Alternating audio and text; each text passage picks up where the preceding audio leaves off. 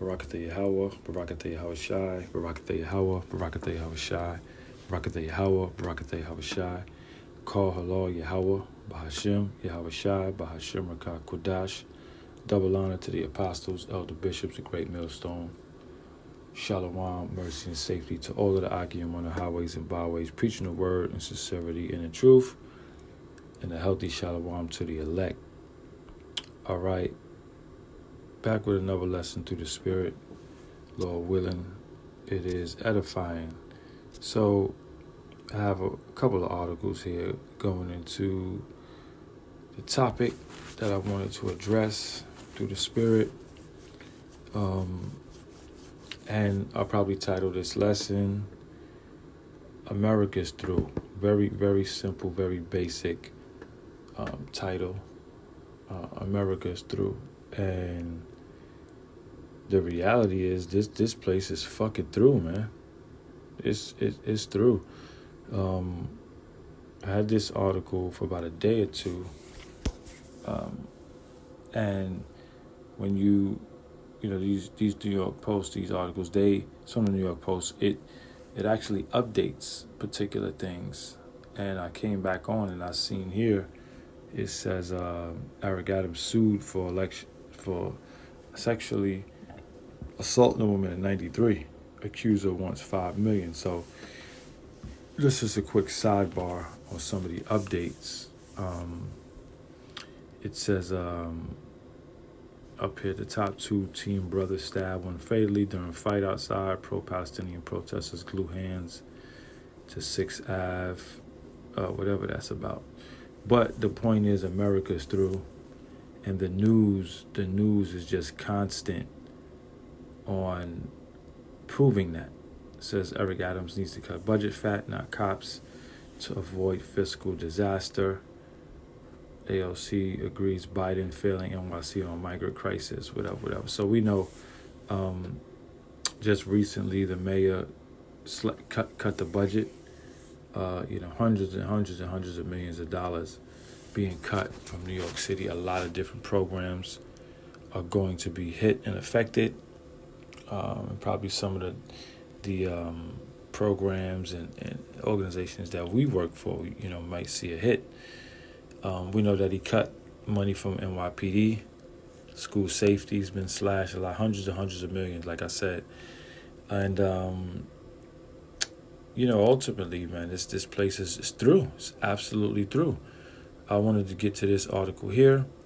Migrant crisis will be more visible when they start sleeping on the streets. Adams, it says the migrant crisis will be more visible when they start sleeping on the streets. Now, unless you've been under a rock somewhere, the migrant crisis in this country has been absolutely wild. They haven't been able to figure it out. They've depleted hundreds and hundreds and hundreds of millions of dollars. Probably more, probably billions, on the migrants, housing them, feeding them, supplying different things for them. And the money is pretty much run out. So they're really at a crossroads where potentially we'll be seeing migrants on the streets. I mean, in every city, well, not every city, but a lot of cities across this country have seen an influx of migrants. I mean, hundreds and hundreds and hundreds of thousands into the millions are already in America from different parts of the world. And America just can't keep up. So like New York City, any other cities can't keep up. Yeah, America just can't keep up with the influx. So it's really getting bad. And through the Spirit, we know that this migrant, they're going to use this migrant situation in some type of way to continue to push their agenda. So it will be used in one way or another, right? But let's just get to the article. The cash-strapped Big Apple is on the verge of turning into one big refugee camp, with Mayor Adams warning the migrant crisis could soon spill out onto the streets. Wow, it says Big Apple is on the verge of turning into one big refugee camp. Now that's wild to even say. Can you imagine But yeah, we can imagine. We can see it happening. The mayor, who has blamed the crush of asylum seekers arriving in the 5 boroughs for sweeping cuts to city services, said Tuesday that the migrants may soon be sleeping on the curve. All right. As a part of the planned cuts, Adams also promised to slash the cost of housing the migrants by 20%, although he has yet to say how. All right. So this is basically speaking about the migrant issue, but America being through is much, much, much bigger, right? There's so many things happening, right? That proves that. Let me read this last piece. There's more, but I'll read this last piece. It says, when asked if all his dire warnings were just a negotiation tactic to prod the Biden administration into coughing up more money from New York, the mayor complained that the flow of migrants from the out-of-control southern border was a national problem and that the feds weren't doing enough. And this picture here, is wow. This is really, it says unfair to migrants and asylum seekers, and it's unfair to New York City taxpayers. All right, whatever. This picture here sums up this place, America, because you have millions and millions and millions of people who are not in this country. They look at this country, they look at New York City, they look at these cities as, the land of milk and honey, as they would say, right? But when they get here, they see that it's the total opposite, right? And this picture here really, really, really sums up, what's happening in New York City and around this country. Right, America is really, really through, man. And through the Spirit, we know that the Lord is breaking this place down. So call Halal Yahweh Shem Shai for that. All right, this is an article from a couple months back. It says why the American dream is dead. It says from Entrepreneur. It says rising costs, increased credit card debt, wealth disparities at an all-time high, and the division continues growing. The American dream is dead. Now we know. A lot of this stuff is purposeful, and it's on purpose. It's being pushed that way, and this ultimate crash in America dwindling down the drain is set up that way, right? So they can bring in their CBDC, their digital currency play, and crash the dollar, bring the digital currency play, and ultimately push the chip. All right, and we know war is brewing. We just know that this place is just failing in all areas. The housing market is absolutely through.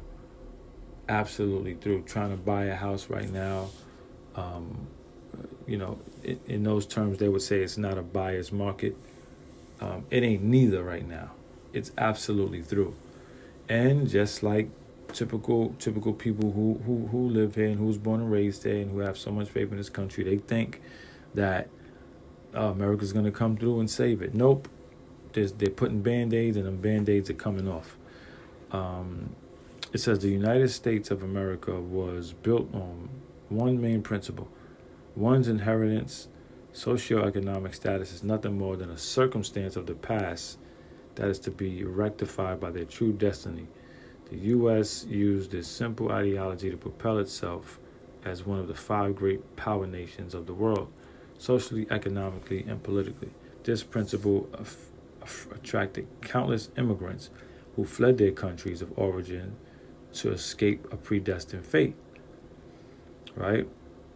It says it might be incomprehensible to those born into America's idealistic regime, but on other continents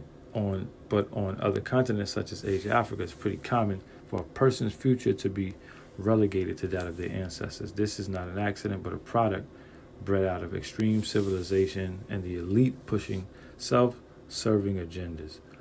All right, so basically, it's really what these other you would say migrants from other countries do. The plan is to really get over here, send money back to their homeland, and they've been doing that for years, and you send food, clothing, whatever. back to their homeland, right? But they're coming to see that this place is absolutely through, and it's not what it was. Number one, and you know, I actually seen an article. I can't find it. I think one of the Akiyam did a lesson on it. They were going into how these migrants, they're going back to their countries. They're going back. They're like, fuck this shit, man. Probably a lot has to do with the weather. They can survive poor, with better weather in their country. But I know it has a lot more to do with the American dream being dead, and they're realizing that they're just out here being thrown to shit to do nothing. So America's through. Those are just two quick articles to drive the point home. I'm going to go into Revelation 1, Revelation 18 on down, read a couple of these scriptures, and we'll close up. All right, but America is through. We see the Lord's plan activating so meticulously and so beautifully, so prophetically, and we're excited to watch it crumble, because that's what's happening. It's absolutely crumbling. Right? This is Revelation 18 and 1. It says, "And after these things I saw another angel come down from heaven, having great power, and the earth was lightened with his glory. And he cried mightily with a strong voice, saying, Babylon the Great is fallen, and has become the habitation of devils, and the hold of every foul spirit, and a cage of every unclean and hateful bird." So this is a vision of Babylon falling, okay? And we are witnessing the fall of Babylon. We're witnessing it just based on those two articles that I brought out, but so many more instances of Babylon the Great falling, the great horror, the country that all of the world does business with, and the people of the other countries want to come here and thrive here and make it here and build up their country by coming here and doing what they're doing to send money back and things like that. So, but this place ain't that place no more for that.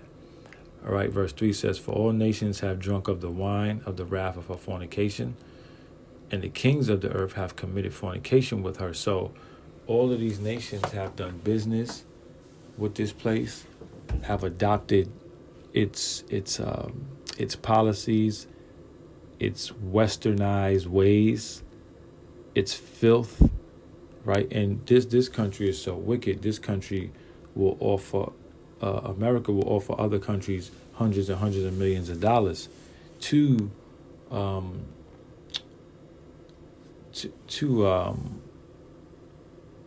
I would say, try to shift over their ways to another country. Like there was an African nation came out saying America tried to offer them a couple of millions and millions of dollars to, if I'm not mistaken, to allow some mo shit. It was something really wild, right? To allow some mo shit in their country. To allow the moles to do something. It's just wild. And so, but the point is, a lot of countries take that bag and do it, right? For the long-term relationship with America and for the money. It's like selling out. It's like niggas do out, in the world, right? So for all nations have drunk of the wine of the wrath of her fornication. They've believed in these ways. They've adopted the wickedness of Babylon the Great of America. And the kings of the earth have committed fornication with her. So these are the rulers and the leaders of these other nations, okay? And the merchants of the earth are waxed rich through the abundance of her delicacies, right? So a lot of countries are rich due to their relationship with Babylon the Great, with America, right? Trading and doing business with them, right? Verse 4, "And I heard another voice from heaven saying, Come out of her, my people, that ye be not partakers of her sins, and that ye receive not of her plagues." Right? So we've been commanded to mentally and spiritually, get out of that mentality. Okay?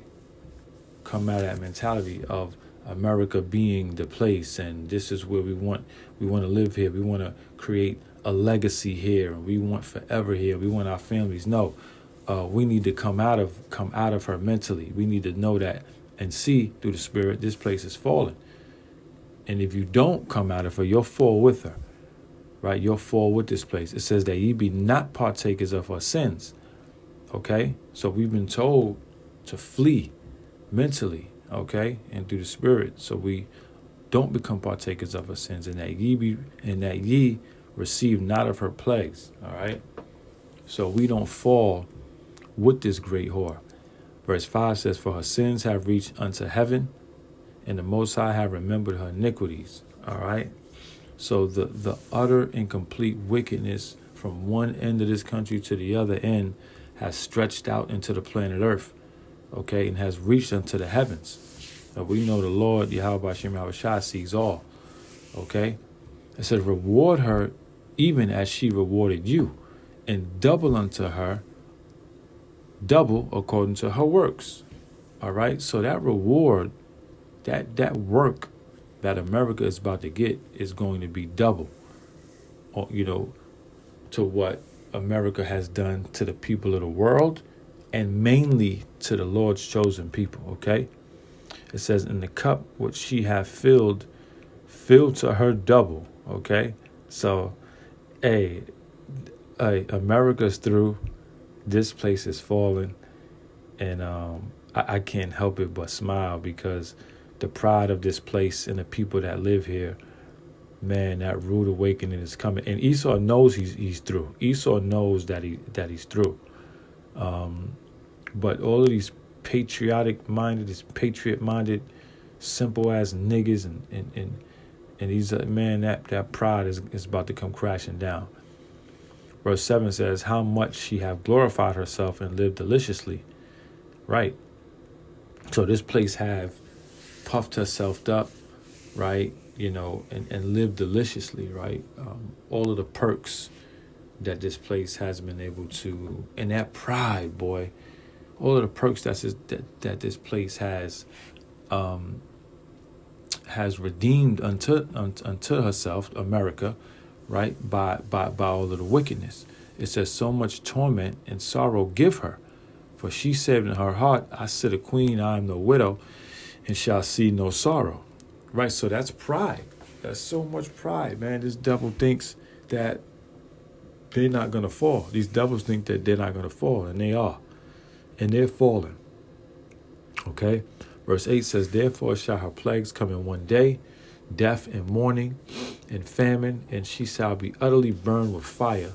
For strong is the Lord God who judgeth her." Okay?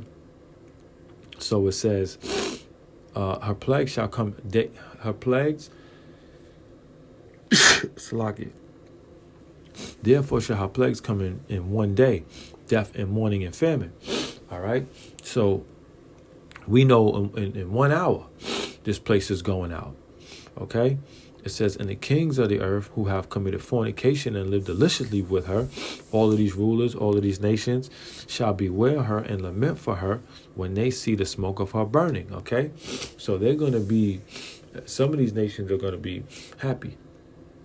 Right? But you got a lot of nations who are, it says, going to bewail her and lament for her.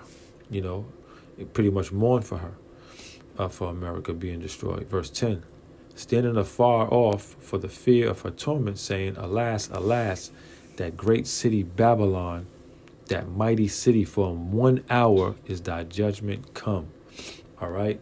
So we know when the missiles are shot, 1 hour, this place is going to be destroyed. Simultaneously, the salvation and deliverance of the elect will be happening. And this is why we're excited. This is why we're excited to report, okay, that America is through. This is why we're excited to profess it, to proclaim it, okay, and to